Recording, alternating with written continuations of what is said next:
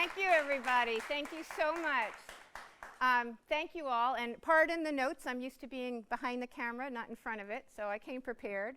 I want to just thank everyone for joining us today at the New Now Summit. It's very exciting to see both our live audience and to know that we have hundreds of people turning in for the live stream, and I thank you all for coming. It's wonderful to see in the room our current NYU LA students, as well as alumni, faculty, and many distinguished members of the entertainment and tech communities. I'm Nina Sadowski, and I'm the program director for NYU LA, and I am also a novelist with 5 published novels and a 6th on the way, and a film producer has worked in both the studio and the indie arena. I became a storyteller because I wanted to move the needle on things I cared about, social issues I cared about, and also because, frankly, it was my way of processing this confusing and wonderful world we live in. So that was my path. But the thing that has always guided me is a notion of following curiosity, which has led me down some strange paths, including putting together this summit. I observed that there was an inherent tension at play. On the one hand, we are seeing a cultural reckoning that is demanding more inclusive representation in all media. On the other hand, we're seeing a marketplace that is putting a demand on pre-branded intellectual property, known things that can cut through the clutter of the marketplace. So I began to ask myself, how can these two forces be balanced? I wondered, and as I began to delve in deeper, I recognized that market, tech, and cultural forces were transforming the way we make, consume, and distribute media. That much was clear, but every question I asked only brought up more questions. So I'm going to share some of the questions with you now that I began to ask myself. How have all these changes impacted the creative process? How are they disrupting financial models?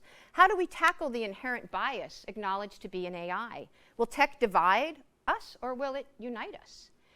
Where are new creators coming from, and where are the support systems in place to help make them make their art?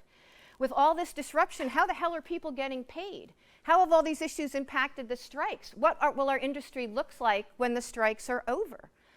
At this point in the questioning process, I realized I knew nothing about anything. So I decided to apply for this grant, and I will say with the generous support of NYU Global Programs and a Global Opportunity Grant, as well as assistance from the NYU Alliance for Public Interest Technology, we were able to put together this day that's going to be populated by people way smarter than I am so that we can all get brought up to speed. I'd like to thank our partners in putting together today's event, Black Realities, the Female Quotient, and Yet Impact, as well as our hosts, the Complex Studios. I'd also like to thank the entire team at NYU LA. My team is incredible, and they've all worked really hard on this, and I'd particularly like to shout out Gracie Karapi, who's been just an invaluable partner to me in putting this together. And I'd also like to thank Popple Digital Business Cards for providing the tech that we'll be using to connect everyone when we break for lunch, everyone that's here in person. Before we begin the day's programming, I'd like to take a moment to announce a new initiative in NYU LA that we're very excited about. And this is the NYU LA Get Amp Marketing Award. This award was sponsored by an alum who has decided to remain anonymous, but I am incredibly grateful for the way this alum recognized this kind of award could have, the impact it could have on our students. So the award is both a cash stipend as well as marketing advice from a team of advisors to support a work that was created by a student while at NYU LA. And I'm going to announce right here live our first winner. With many thanks to all the students that submitted, and you will hear from all of us because all of your work was really interesting and provocative, but the winner of the first NYU LA Get Amp Marketing Award is Phoebe Young for her film Crescendo. So, good on, Phoebe. So thank you and congratulations. And with a reminder that full bios for our panelists and participants today can be found on the New Now Summit website. I would like to briefly introduce the 2 dynamic women that will kick us off with our headliner conversation. Shelley Zalis is known as the chief troublemaker. This is, frankly, a nickname I'm jealous of and aspire to. Come on out, Shelley. She is a trailblazer for women in the workplace, an internationally renowned entrepreneur, a pioneer for online research, and CEO of the Female Quotient, one of our partners today. Welcome. And Kelly Mi Lee is a Chinese-American serial entrepreneur, film producer, speaker, and investor. She established one of the first tech incubators in LA in 2001 and has invested in over 20 startups. Kelly also executive produced and starred in 3 seasons of Netflix groundbreaking reality series Bling Empire, which follows a clique of ultra-wealthy Asian Americans living the high life in California, in Los Angeles. And now I would like to introduce Kelly and Shelley and let them take it away. Thank you all very much.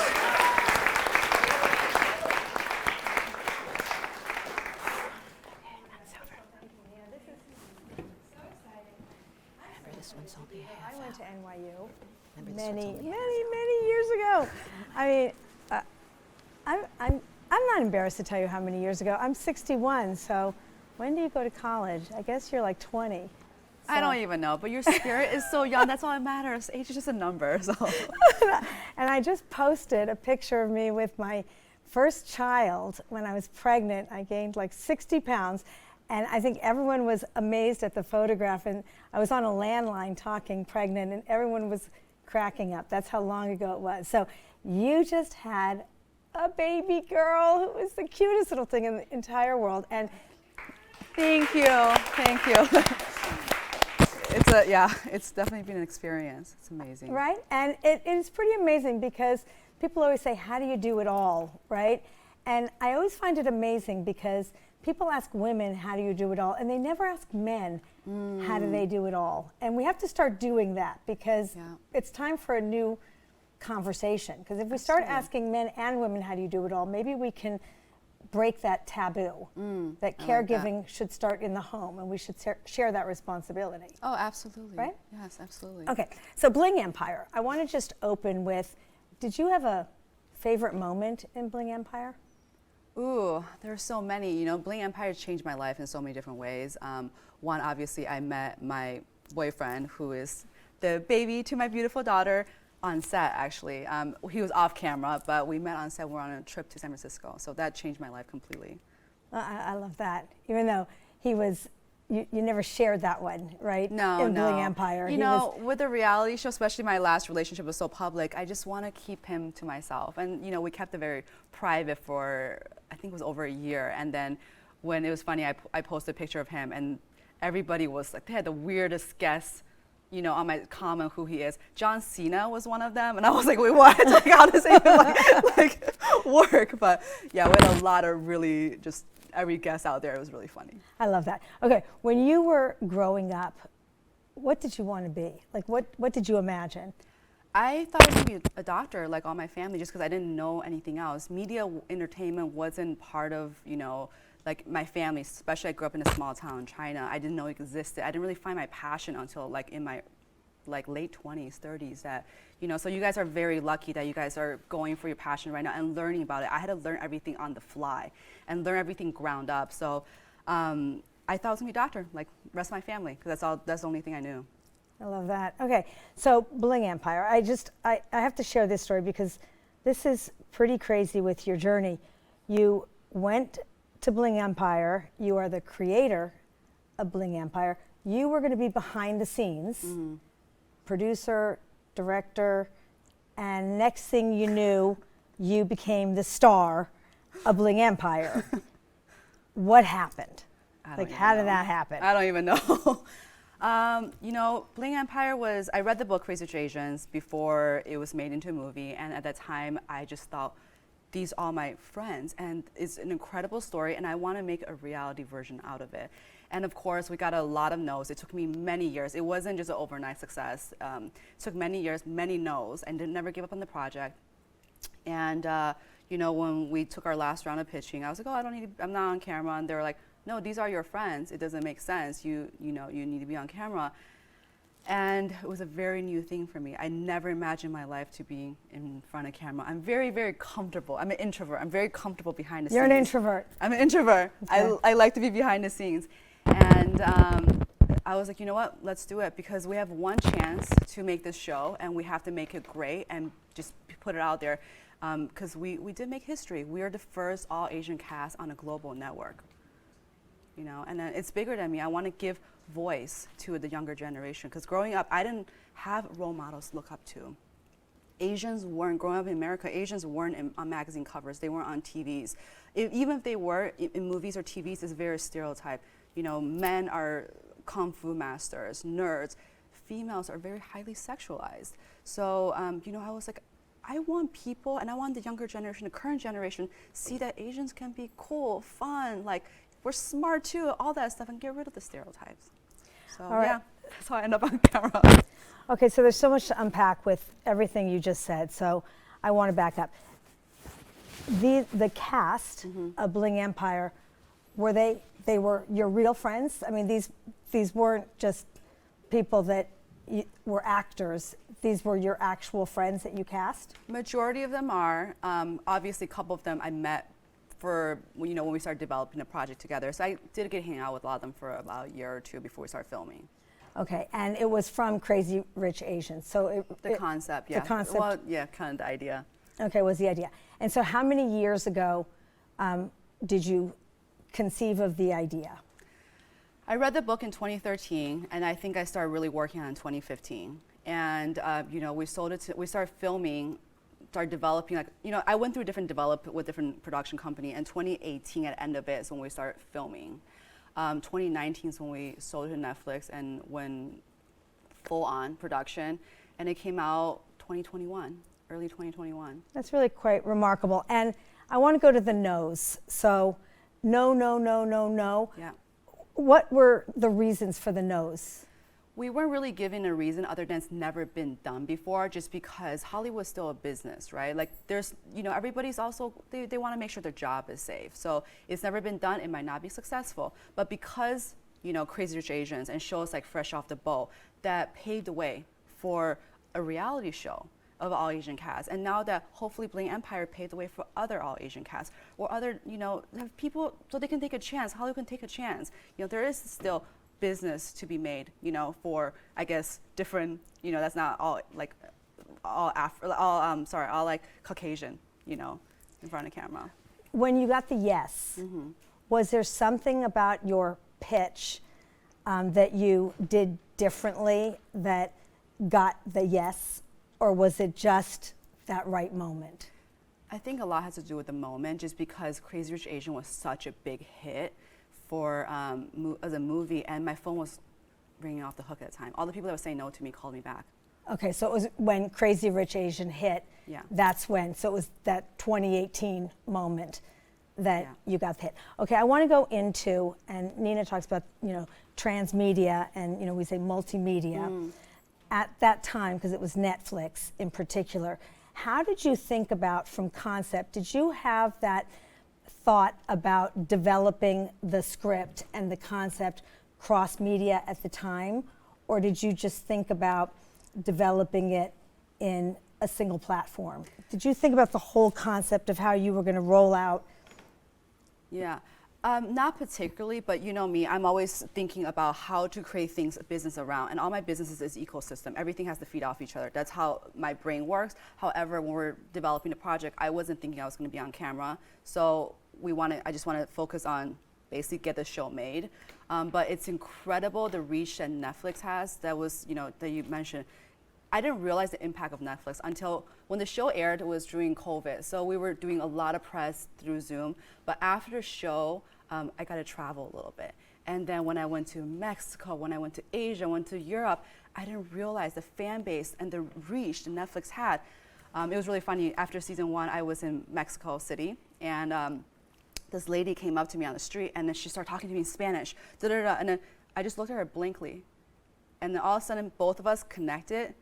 The version of me on her television spoke fluent Spanish. So she would, and then you know, I spoke fluent French, fluent German, you know, all that stuff. So it was really funny, but that's, you know, the power of Netflix.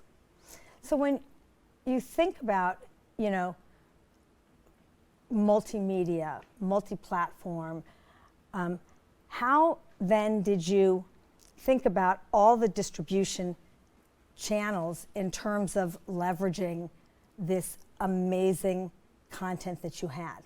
You know, what was the strategy? Once you realized you had a hit and you were going to really start creating a multimedia platform from the content you had, who did you start hiring? What did you start, you know, really doing to think about what to do with this hit that you had? I think on a personal level, you know, because you're able to build a brand because of the show. So obviously the next thing you think about is what's the long term, you know, and I think a lot of the people who on reality TV did brilliantly is product lines. And I think also it takes a certain talent and also business mind. It's not easy to create a product. And then as well as there's just so much, I mean, the sky's the limit really. It's all about how do you take that brand and keep building it and keep developing it and keep letting the audience know more and get more emotionally, you know, attached and just get to know you more. All right, and then, you know, Bling Empire, and, you know, we just talked about this, had such a diverse cast, and it really, you know, stereotypes, as you said, you know, especially with Asians, was so out there. Do you think that show really broke the taboo and the stereotypes and created a whole new awareness? I mean, did you measure that, and did you, you know, start seeing a whole different perception around the Asian? Yeah, I would like to culture? think so. You know, I understand people, especially the Asian culture, like we don't want to keep thinking we're crazy rich Asian because, you know, like that's not everybody, and I understand that because I came from an immigrant family. I didn't have I don't have family money, you know. So, but however, I think the positive that we did with it, I want to think that we made a really great impact. Just because, yes, the glam, the fun, the money, whatever, the jets, the clothes, the fashion was great, but that's such a surface level, and I think the show did so great because we had real stories, core issues. You know, I went through a really toxic relationship. I did my first therapy session on television, completely just don't know what I was walking into. I'm just being as vulnerable as I possibly can. And there's issues with, you know, fertility issues we talked about, finding real parents. I mean, one of our cast members gave birth on television, and, you know, people was like, was that fake? And I was like, no, the baby popped out, you know. But I think all of us gave everything just because, again, we knew that we had one chance to make this show, you know, good. I mean, that's how we met, and I'll never forget that moment because it was a highlight for me. I got a phone call saying, Kelly Mealy wants to come on my LinkedIn Live, you know, show, and it was, you broke the taboo topic of mental health, and that was quite a moment because especially Asian women never talk about mental health, and it was that moment on your show that you just decided you're going to go to therapy. Yeah. And public, you know, on your show. Yeah. And that was quite a moment. It was written up in all the press. Yeah. And so many Asian women thanked you for that because once you broke the silence, it just became normalized. Yeah. And it's funny because, you know, growing up, I didn't even know mental health was a term or a thing or therapy. And now that the more you talk about it, the easier it gets. You're like, well, everybody should go to therapy. Like, there's nothing wrong. Mental health, taking care of your mental health, it should be very normal. You know, it's important as taking care of your physical health. Yeah, no, I think it's so incredibly important. And so, you know, after Bling Empire, you know, when it comes to, well, even for measurement, I mean, how do you measure, you know, what metrics, what measurement, because now it's multimedia on steroids, you know, and I think from a demographic perspective, you know, in the olden days we had linear content. You just, you know, really have content platform to platform. Now it's so hyper everything. Yeah. How do you measure that? How do you look at the measurement and the metrics around? Well, I think data is very important, but I think one of the things we talked before, you know, on a side thing is that nowadays there's so many ways to get great content out. to share great story, authentic storytelling. Find your audience and know your audience. I think with me, I'm very clear. Everything I do is very intentional. I know exactly who my audience are, and I know how many percentage are female, male, what age range they are, and they're my audience and they're my core, because what I give out authentically is what speaks to them. And when you think about how you want to push your content to different platforms and your demographics, I mean, is that what you're thinking about in advance? Yes and no. Part of me, I think I just want to be me, and I want to think that I don't want to put myself in a bubble in a sense. I think being authentic self, you will just track those audience organically, and then you understand. Then you start seeing it. At the beginning, no. So now I see exactly who my core audience are. And with all this new technology coming out, and with all your future projects, how do you keep track of what is happening out there? I mean, Oh, yeah. Where do you think you're going to go with all this, with VR and AR and all the latest and greatest technology? I mean, I don't even know. Yeah. Like nowadays, there's so much going on, and I'm you keep up with these students. Yeah, Let them exactly. tell you what's going on. Exactly. You guys know everything. So we're like right now. I'm just getting out of the house and getting back in the world from being the mom world. Like I forgot there's a whole world out there. But I think technology is really great, and I think we can use it responsibly, and we have to use it responsibly. But I think it's really great because it's going to be more efficient, and it's going to help us, achieve our goals faster. Yeah. Projects coming up. What's exciting you?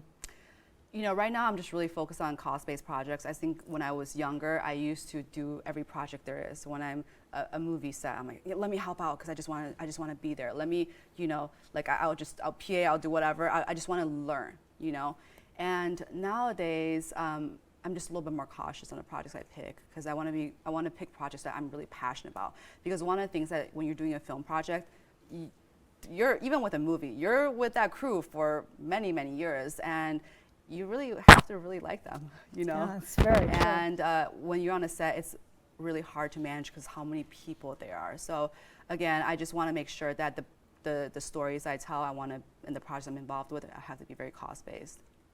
Entrepreneurs. You are a serial entrepreneur. Talk about some of the stuff you're doing right now. Well, one of the things I'm really, really excited about is that I launched a hot sauce line or a food product line with my mom just because it's her family recipe, and that's very meaningful to me.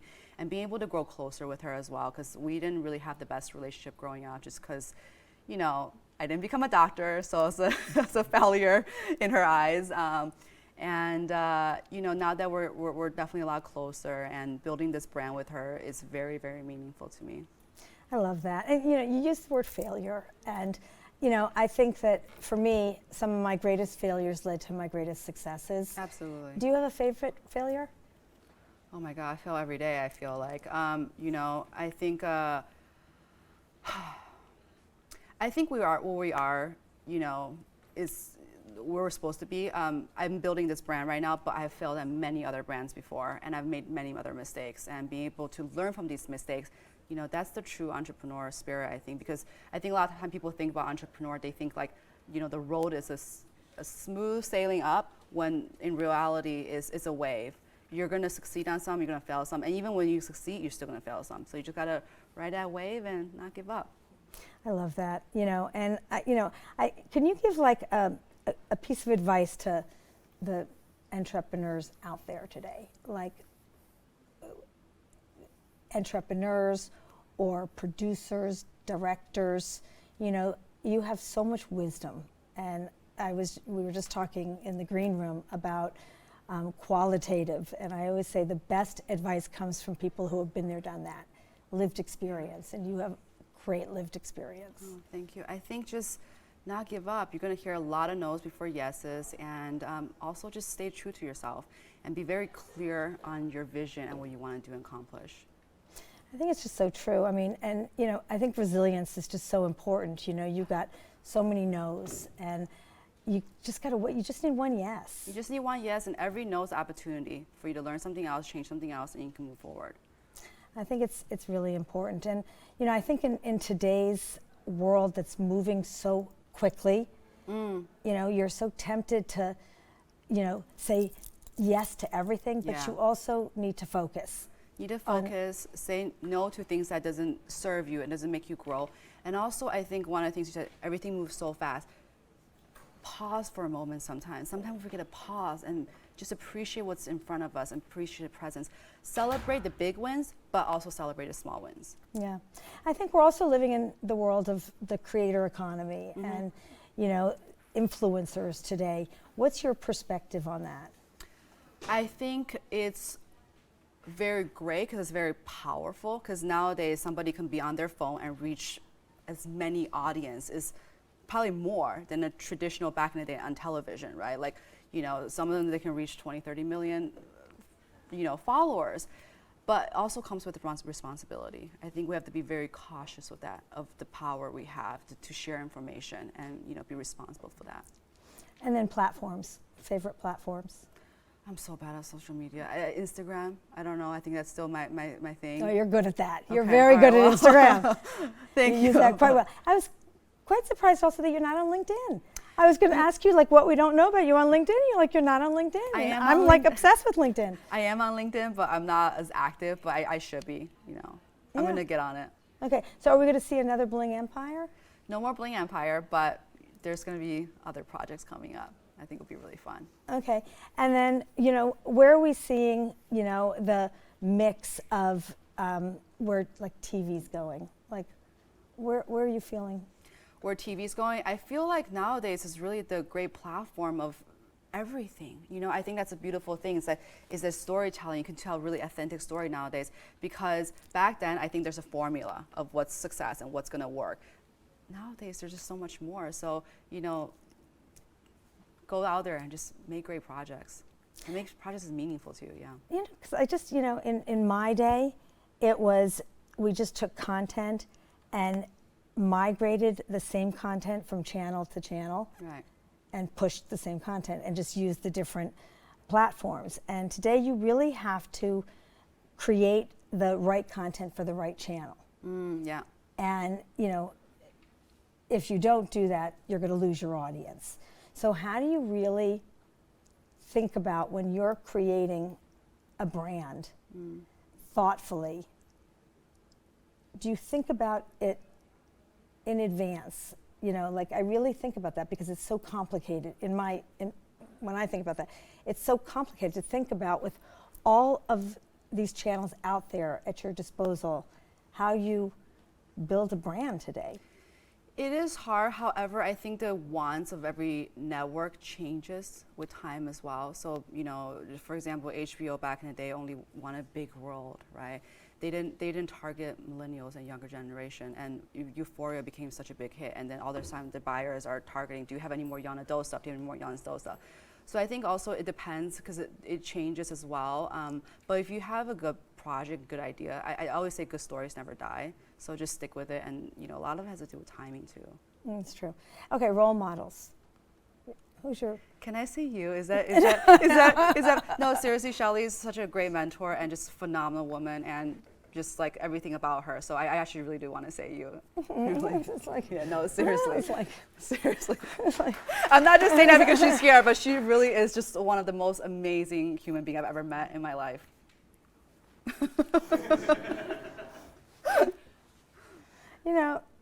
There's nothing, the truth is, first of all, thank you. And I love you so much. And I'm telling you, it was love at hello for both of us. So back at you.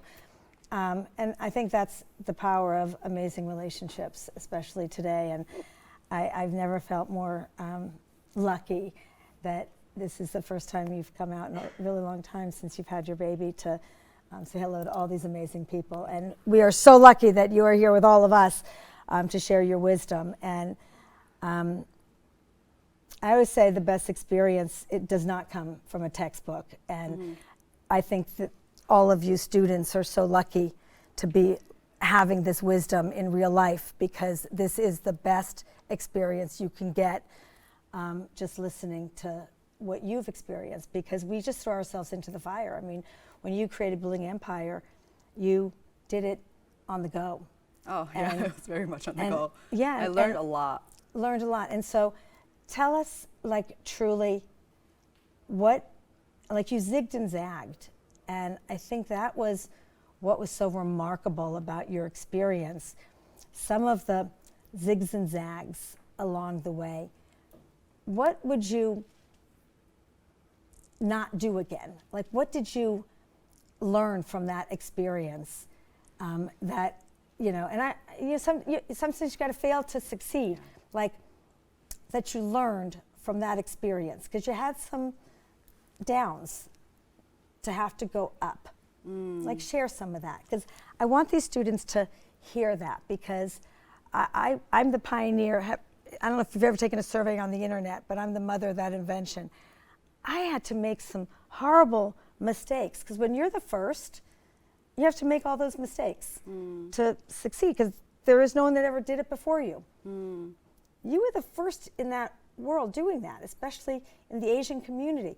Tell me something that you wouldn't do again, but it was the best thing you did. You know, and I'm putting you on the spot. So you are putting me in a spot, because I know exactly what I want to say, but I'm just like, should I even say it? But you know what? It's really, I think, have a very clear vision of your project and hold dear to it, because I think Bling Empire kind of, because when so many people got involved, the version of me has been filtered so many times that you see on television. Also, the project, it wasn't mine anymore.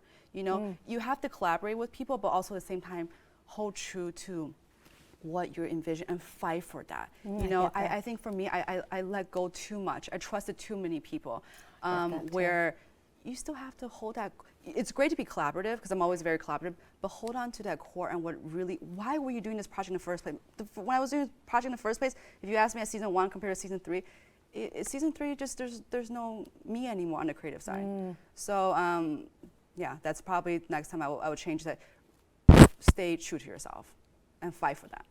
Can you protect that in any way? Like, I think about that too. Like, I invented something, and I don't know that I could have put clauses in to protect me. It's not about contracts, but fight for the rooms that you're supposed to be in. Because that's a problem, is that a lot of people try to push you out of the room, especially if you're a woman, especially if you're a minority. They push you out of the room that you're supposed to be in. Fight for that. Like, I should not have stepped down on some of the rooms. I'm like, no, I belong in that room. You know, and that was what I learned. And you know, okay, that's a great way to end this one.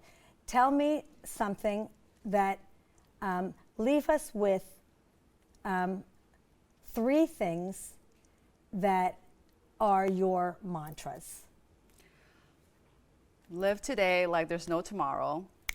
Stay Boom. present and be grateful. And just surround yourself with good people. That's so important, because you become, they say that the 5 people that you spend most time with. Just be around good people. People that lift each other up. If your friends that tear you down, maybe they're not right for you, and it's okay. You know, maybe it's not the right time. Be around people who's gonna lift you up.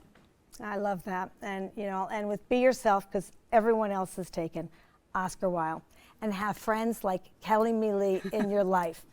I love Shelley. you. And I love you. So Thank you. Thank you guys so much.